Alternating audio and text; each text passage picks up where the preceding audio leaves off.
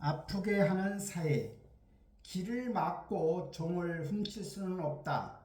고통은 엄연한 현실입니다. 존재의 공리가 있습니다.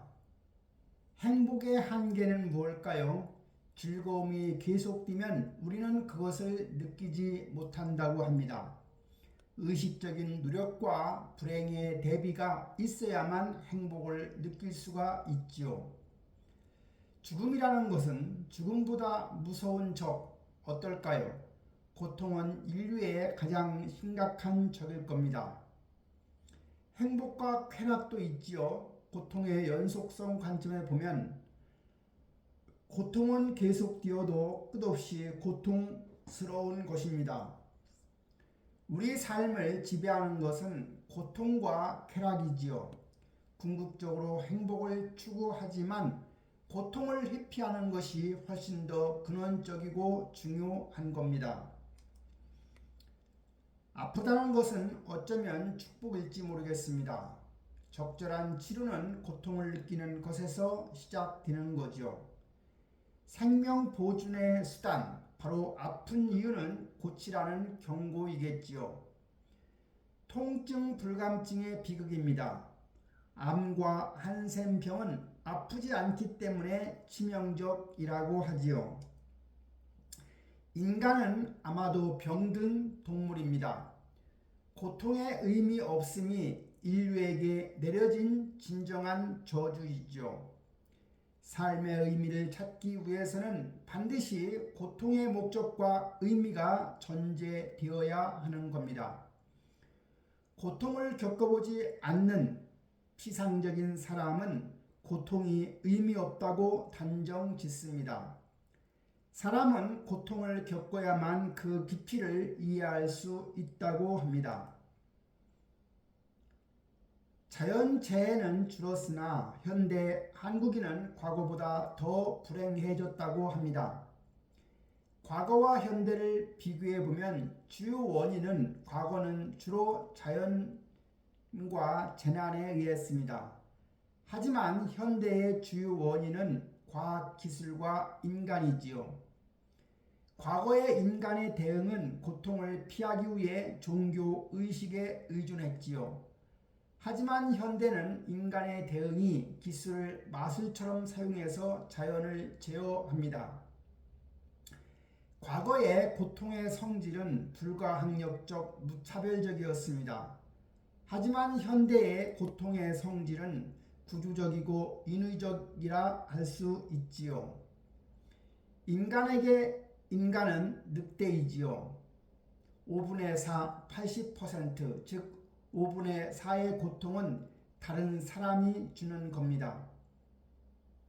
1930년 중국의 자연재난은 400만 명이 사망한 적이 있습니다.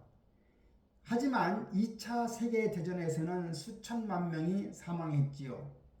아우슈비츠 홀로코스트에서도 600만 명이 학살된 적이 있고요. 우리는 필연적으로 타인과 관계를 맺고 살아가며 그 타자의 수많은 과정과 노력이 우리 삶을 지탱해 줍니다.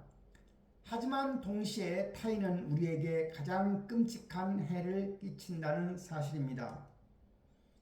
사회라는 이름의 새로운 고통이 있지요. 1세기 서양에서 즉 키케로가 사회라는 단어를 처음 사용했습니다. 1800년대 한국에서 한불 자전에 사회라는 단어조차 존재하지 않던 시절이 있었지요. 사회의 본질을 보면 사회는 단순히 개인들의 총합은 아닙니다. 오랜 시간에 걸쳐서 형성된 문화와 제도의 집합체이지요. 도덕적 인간과 비도덕적 사회입니다. 착한 개인들이 모여도 사이의 불평등과 불공정이라는 구조적 비도덕성이 거대한 고통을 유발합니다. 불평등의 물리학입니다. 강자와 약자입니다. 고통을 주는 자는 대개 강자이고 고통을 받는 자는 보통 약자이지요. 법의 본질입니다. 법은 모든 사람에게 필요하지만 본질적으로 약자를 보호하기 위해 더 절실히 요구되는 겁니다. 예를 들면 영국의 인도 사티, 즉 악습 폐지를 추진한 거지요. 합리적인 법은 강자의 폭로로부터 약자를 구출하는 것입니다. 법의 타락과 구조적 고통입니다. 약자와 강자가 있을 때 우리는 합법적인 보호를 받아야 되겠지요. 약자가 강자한테 즉 뇌물을 주게 되는 것 또는 전관예우를 해주는 것을 한번 생각해 보기 바랍니다. 원인은 우리 사이의 거대한 고통은 법 집행의 불공정에서 비롯되는 겁니다. 현상은 전관예우와 뇌물은 보호막을 파기하게 되지요. 핵심은 뇌물은 빈자의 돈이 부자에게 직행하는 시스템이라고 보면 되는 겁니다. 기술의 역설입니다. 편의는 어떻게 고통이 되는가? 우리가 선택한 편의, 누군가의 구조적 고통일지 모릅니다.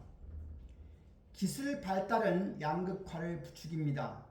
하이패스의 도입은 우리의 삶을 편하게 만들었지만 동시에 3명의 톨게이트 노동자를 실업의 고통으로 내몰았지요.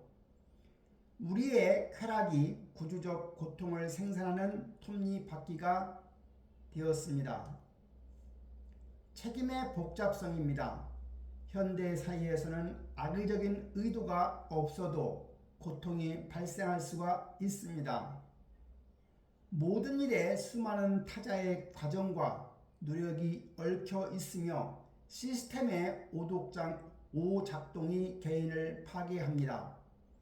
세 번째는 직장 내 성희롱이나 구조적 차별처럼 개인의 단순한 무지나 관행이 타인에게는 치명적인 폭력이 되는 시대에 살고 있습니다.